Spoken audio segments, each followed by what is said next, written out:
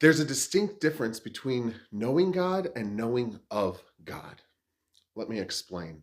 We can have an intellectual knowledge of who God is, so much so that the Bible describes even Satan and the demons knowing of God, knowing that Jesus is the Son of God.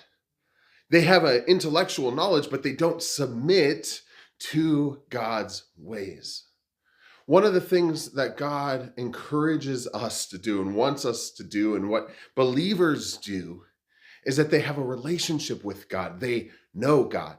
They don't just know of God, but they engage in the relationship of following Him in obedience, of seeking out His word, and applying His ways to our lives.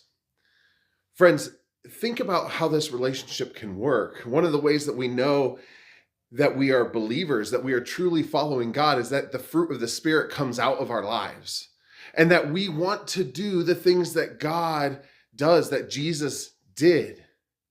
One of those things is how we love one another, how we show love to people around us. Remember what the Great Commission said: to love the Lord your God with all your heart, mind, and soul, but also to love your neighbor as yourself. And then someone asked, well, who is my neighbor? Asked Jesus, who is my neighbor? And Jesus described the Good Samaritan, an outsider who came along and cared for people.